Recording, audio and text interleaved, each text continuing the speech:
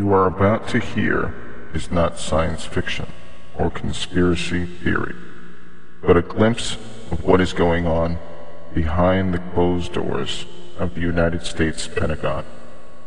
In a small auditorium labeled BC 232, a man is presenting a discussion on how the military-industrial complex can spread a virus and use a vaccine to extinguish what the Pentagon calls undesirable human behavior. Specifically in this case, religious behavior. This is dark science, my friends. With all the mandatory vaccine programs in the United States, do not be deceived for a moment that something like this will not, or possibly hasn't already, been used on the American public. Let's take a look, shall we?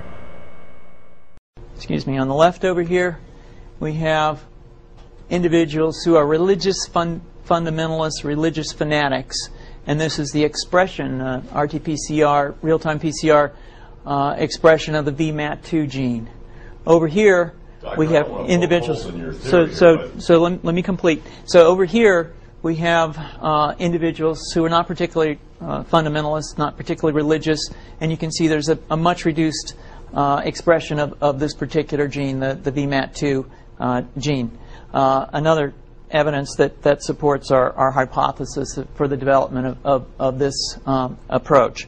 What you see here is by spreading this virus, we're going to eliminate individuals from donning on a bomb vest and going into a market and blowing up the market. So our hypothesis is that these are fanatical people, that they have overexpression of the VMAT2 gene, and that by vaccinating them against this, we'll eliminate this behavior.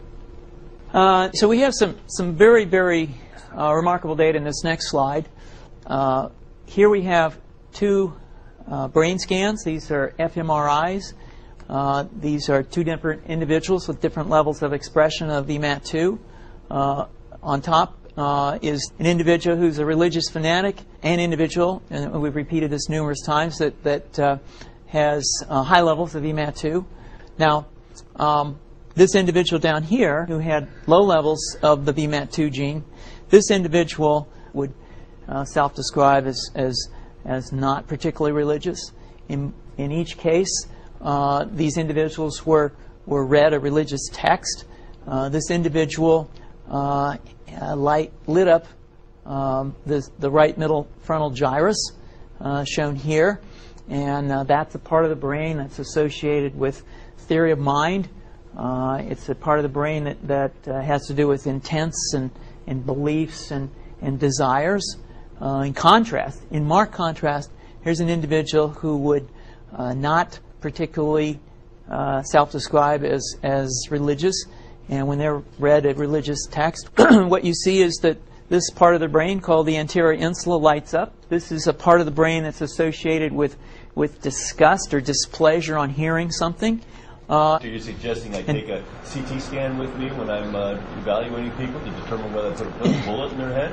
So the data that I'm presenting here supports the concept that we're proposing, and I think that we would not propose to do CT scans or fMRIs on individuals out in the hinterlands of Afghanistan.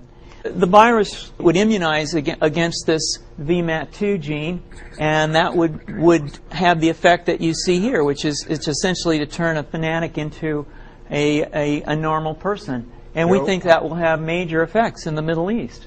How would you suggest that this is going to be dispersed? Aerosol? Well, so the present plan and the tests that we've done so far have used respiratory viruses such as flu or rhinoviruses, and we believe that that's a satisfactory way to get the exposure of the largest part of the population. Most of us, of course, have been exposed to both of those viruses, and we're quite confident that this will be a very successful approach. This is fascinating. What's the name of this proposal? Yeah, so the name of this project is FunVax, which is the vaccine for religious fundamentalism. And you have a proposal already? The proposal has just been submitted, and I think that the data that I have shown you today would support the development of this project, and we think it has great promise.